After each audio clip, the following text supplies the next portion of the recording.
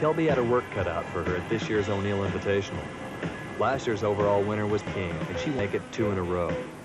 The talented and classy Jill Boyer has been training for months for this season opener, and the consistent Debbie Brown, a top seed in any competition she enters. 3 minutes into this heat.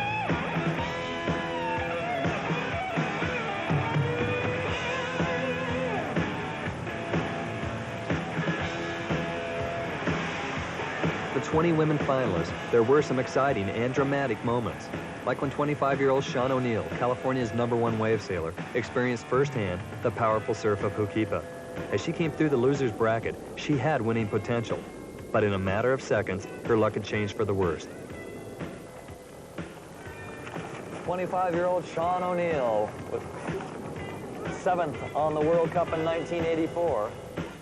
5'5", 110-pound Lorraine McClay was airborne more than any other woman competitor. Lorraine came up through the bottom of the loser's bracket right through the semifinals.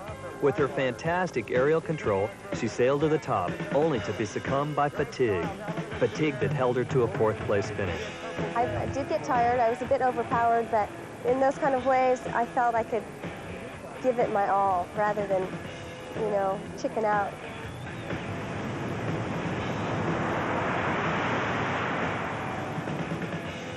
Winds have now picked up to about 30, 35 miles an hour with stronger gusts. Pretty tough conditions, but the women are going to have to handle it. And the two are Kelby going against Debbie Brown.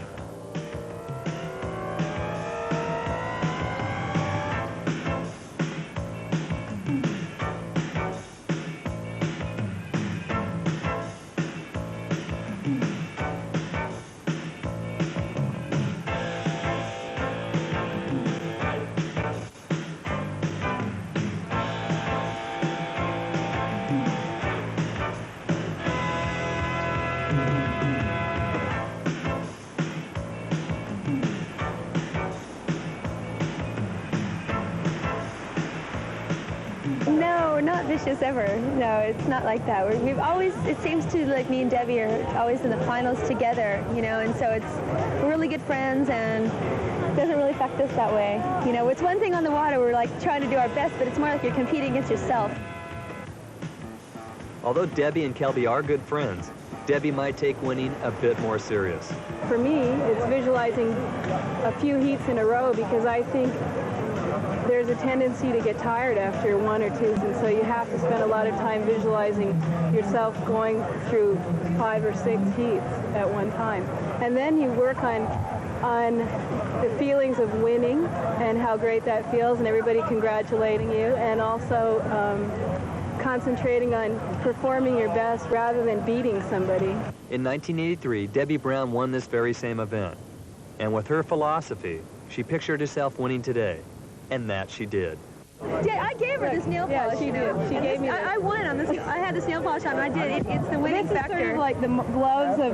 It is. It's the gloves of a champion. I didn't have any on. We'll pass on the ceremonial orange nail polish. Never shouldn't have given it polish. What do you get when you take the best wave sailors from 12 degrees with optimum sailing conditions, then given the green flag? Meet the Hukipa Air Force.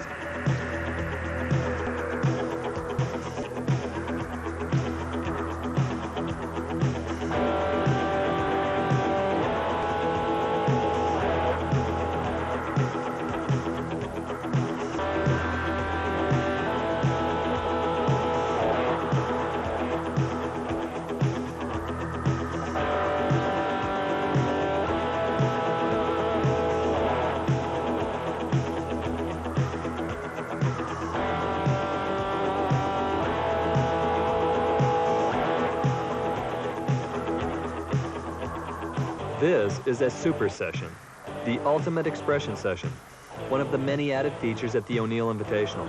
It offered $500, winner take all, for the most outrageous performance. The impossible is often untried, but here they tried it all.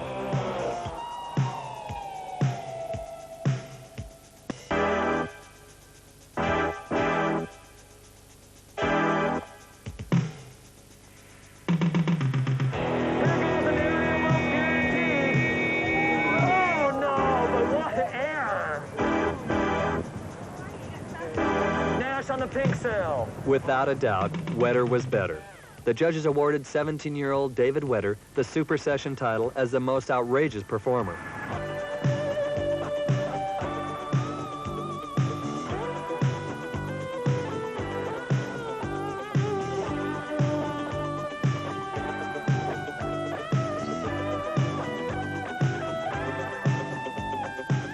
The rapid evolution of high-performance sailing equipment has given these guys the confidence to push it to the limits. And it all started with pioneers like Matt Schweitzer. The equipment has changed dramatically. Back then we're on, 45-pound, 12-foot long boards, which are not maneuverable, and, we get some equipment changes probably once every 3 months or something new in the sport. To keep a waves, you need more of a board like this, which is an asymmetrical tail. And the boards that we sail at Diamond Head are more symmetric boards, and I use channels for grip. Well, I gotta get out there and try out this new... All right, good luck. See you guys. Bye. Thanks.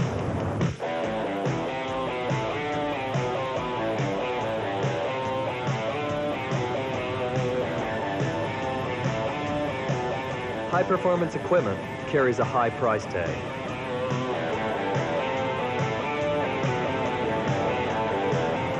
Scotty? Oh, I fell off an aerial.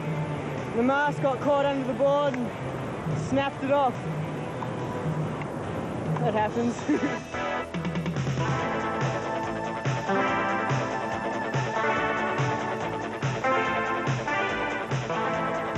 There are a special group of sailors, and they are called the loopers. They do the most spectacular thing in wave performance sailing. They do a 360-degree aerial loop off the wave. There's only about 12 of them in the world that can do it. And one of the most talented loopers there is a fellow by the name of Chris Lassen.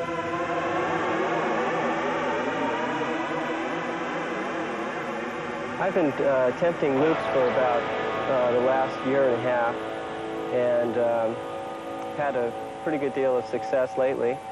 It's an extremely difficult maneuver in that you end up breaking a lot of equipment and smashing up your boards and your sails and your body. He's broken a side of ribs, compressed all the vertebrae in his neck, and has gone through thousands of dollars worth of equipment. If it wasn't for Chris's artistic talents, he'd be in the poorhouse.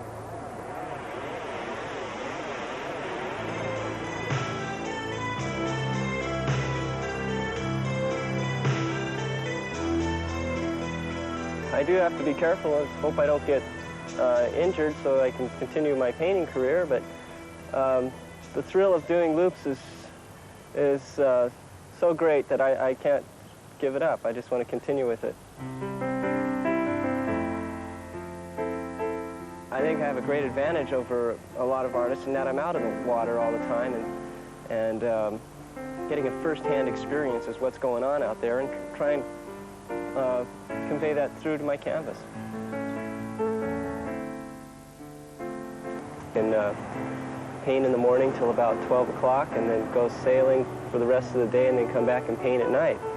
And I get a lot of inspiration from windsurfing because of the contact with the waves and the wind and the ocean, all those elements I try to incorporate into my work.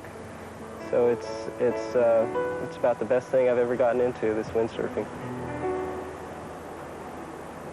An accomplished artist of collector status, Chris's paintings sail in the 5-figure range to the likes of the Rockefellers. His work can be seen in galleries throughout the world. But it's the loop that seems to be his driving force.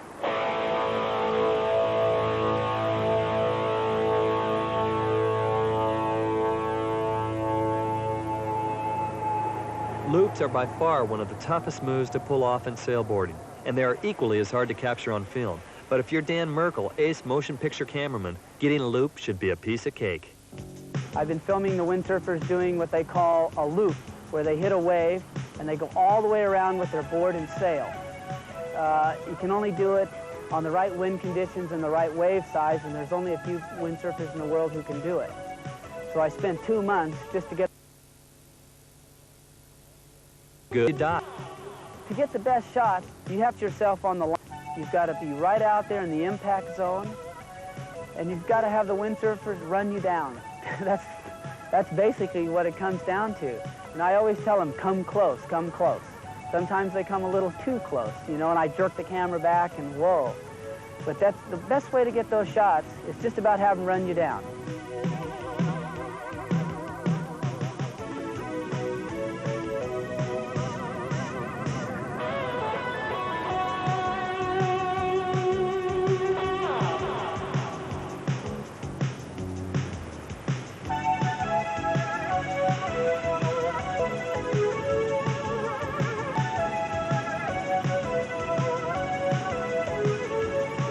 Dan's daredevil tendencies, or madness, however you may look upon it, has made him one after wet cameraman in the world. Photographing windsurfing from the water is very dangerous, traveling in many different directions. Windsurfers riding a wave in, well, there's one coming, so I have to have eyes in the back of my head. Hitting the legs and the back, and I've hit on the head just a couple of times.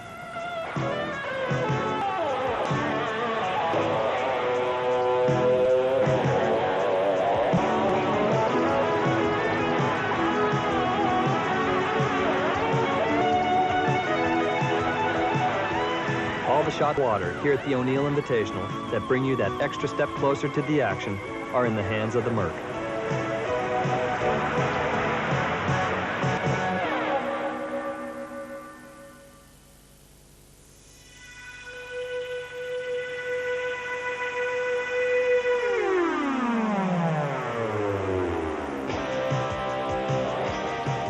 The Invitational's most intense event is the men's competition. Out of the 77 international competitors, only 2 will make it to the finals. Here, the battle to the top bracket is vicious. These dudes will try anything to win.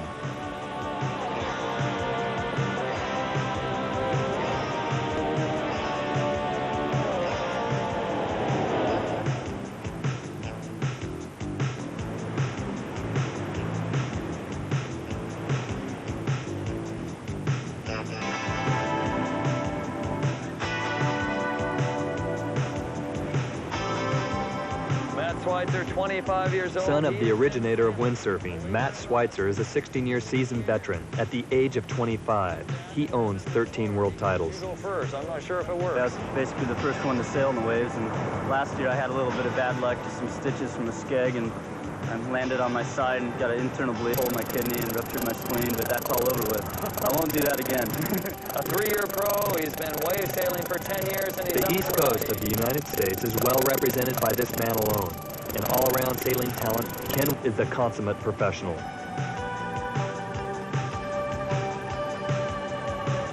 The competition's too tough now. I have to live here on Maui in order to be competitive. So I'll go back to Annapolis sometime, but I have to retire then. Up and ready, winner on the yellow and orange sail. Ken with a nice re-entry. Mike Waltz, winner of this event 2 years ago, is a 15-year veteran and is only 25, a pioneer who was to conquer Hukipa Beach. Yeah, I'm worried. I'm always worried. There's about at least a half guys here that could take it. It just, you know, it all depends on the day. The wind, the conditions, the waves, and who's feeling best that day. Here's Walt approaching this wave. He's on a white sail with the orange panel. The wave, watch Walt get outrageous there. Champion Tetsu Hoshino has 3 years of solid competition experience and is now beginning to match the moves of the hot Hawaiians, but is still in awe of the heavy hitters. What I want to do is live in Maui and every day go out sail, not be rowing us. It's too hard.